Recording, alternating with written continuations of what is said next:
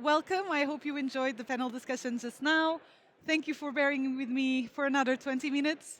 For those of you who arrived just now, my name is Catarina. I work at Notabene as a Director for Regulatory and Compliance. And today we're wrapping up a really fantastic week here in Madrid, and I think it's very obvious that the excitement around stablecoin payments is palpable. So I wanted to take these 20 minutes with you to talk about how we build trust in stablecoin payments to unlock the opportunity that we're all seeing in front of our eyes. So if we look at how payments work today, we see a lot of complexity there that stablecoins can help us eliminate, which is great. But we also see some core components of the process that are critical for business operations and compliance. What do I mean by that? So first, payments move more than just value. They move information.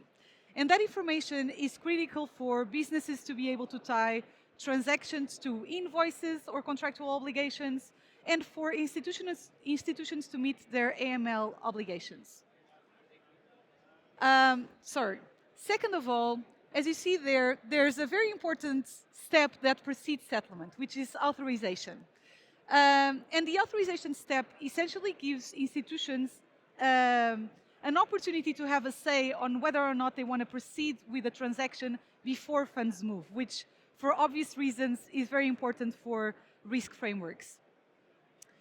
If we look at how blockchain transactions work, we see that in contrast, they are unilateral and they lack context.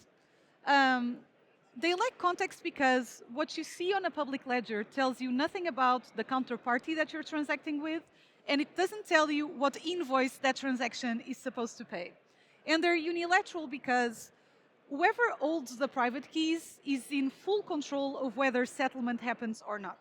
So you as a receiver of a transaction have no say on whether you want the transaction to come, because there's no authorization process that precedes the transaction.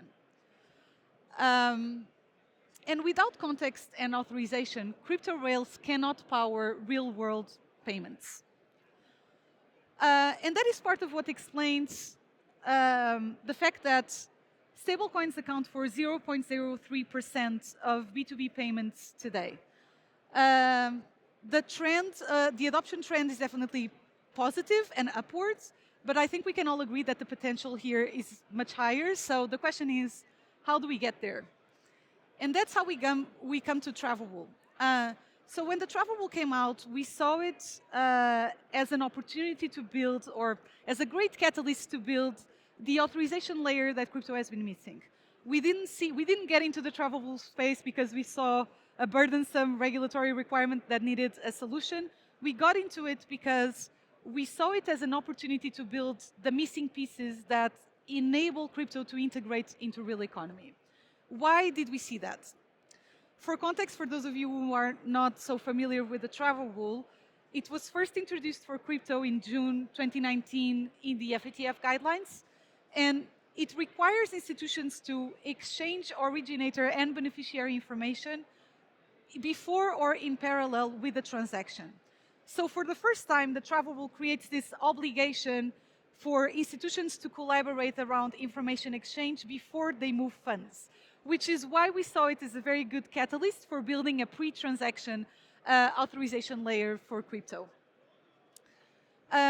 Since travel rule requirements were introduced back in June 2019, they've been progressively adopted across jurisdictions worldwide. Today, 85% of jurisdictions with material crypto activity have travel rule regulations in place or are in the process of passing legislation. And essentially, authorization flows in crypto grew with that adoption. So we went from unilateral crypto transactions to more than 1.5 trillion in total volume of authorized transactions in the Notabene network. And these transactions all finally have counterparty context.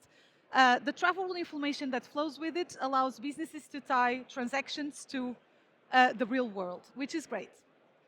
And at this point, you might be thinking, so that's great. The work here is done. We finally have a pre-transaction authorization layer for crypto. Crypto is ready to integrate into real economy.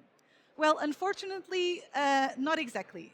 So within the Notabene network, we've been successful in implementing pre-transaction authorization as a best practice, but it's not yet a built-in feature of crypto transactions.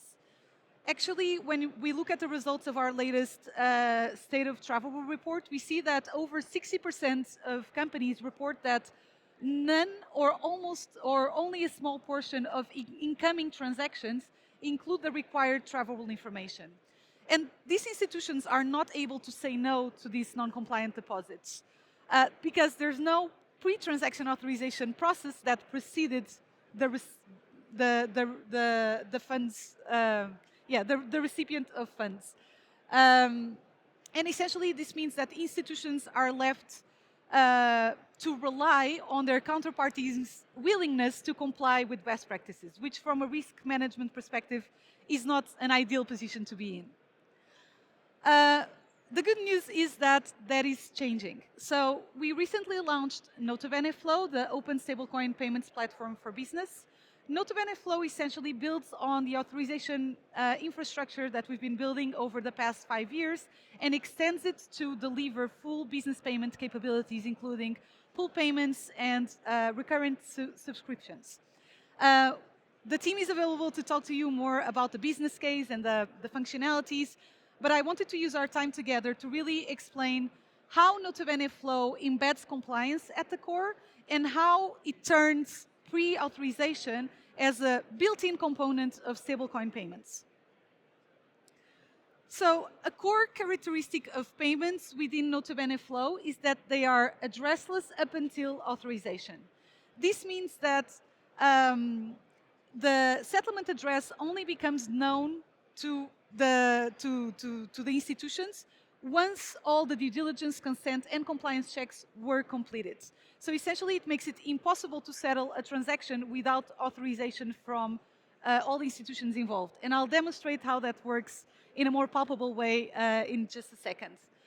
A core component of Flow, another core component of travel rule and authorization in Flow is that it supports global coverage. So we have already embedded 50 plus jurisdictional requirements in our system, and that facilitates cross-border compliance. So essentially, any transaction that goes through Notabene Flow is validated against the travel rule requirements that apply in the jurisdictions involved to make sure that the travel rule information flowing is compliant with the applicable requirements. And third, or last but not least, a very important characteristic of Flow is its open source foundation. So Flow is built on top of TAP, the Transaction Authorization Protocol. TAP is an open messaging standard supported by Notabene, which defines how institutions communicate about a payment. And Flow is also powered by our open network, which includes institutions from 100 plus jurisdictions and that have already processed 1.5 trillion plus transaction volume between each other. So these are core characteristics, but I wanted to leave you with a very palpable understanding of how Notabene Flow deals with travel compliance and how it builds in pre-transaction authorization flows. So let's run through a concrete example. And since we're in Iberian territory, I thought that a restaurant-related example would resonate with the audience. So let's take the example of a kitchen supplier that supplied cooking equipment to Iberian restaurants, and they want to collect that invoice through Notabene Flow. So we have our parties on the screen. Kitchen supplier generates an invoice with their PSP, Orbital. Orbital then is able to initiate a payment request through Notabene Flow. And once this payment request is initiated, there's a travelable message being created under the hood. And at this point, this travelable message identifies the initiator of the payments, which in this case is actually the beneficiary of the payment. So in the end, the kitchen supplier LLC is the one that is going to receive this payment, but they are initiating the payment request. So the initiator is kitchen supplier, their agent is Orbital, the transaction amount is 10K USDT. We still have some question marks on the travel rule package, if you will. We don't know who the respondent agent is. And very importantly, we don't have a settlement address yet.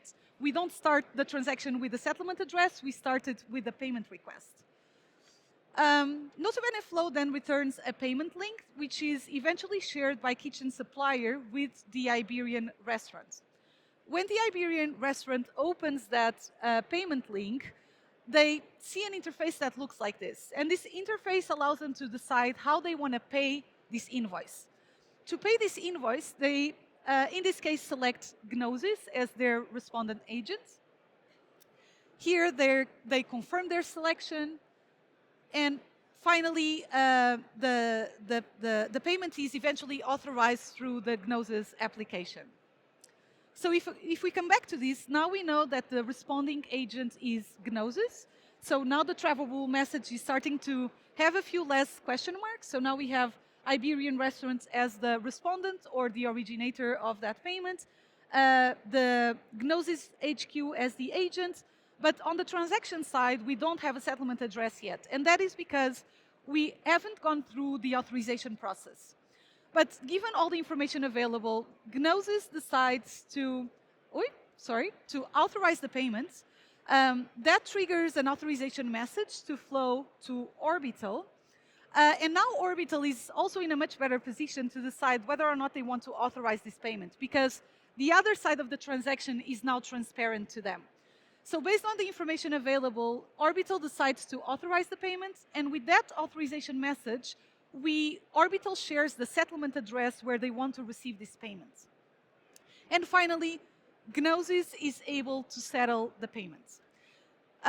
So as I explained before, Nota Bene Flow builds in pre-transaction authorization in stablecoin payments, and it does so by preventing settlement before authorization. So before both parties authorize, there's no settlement address that is shared, and therefore settlement is not possible. So we elevate pre-transaction authorization from a best practice into a built-in feature of stablecoin payments, which significantly boosts compliance frameworks and risk mitigations for institutions involved.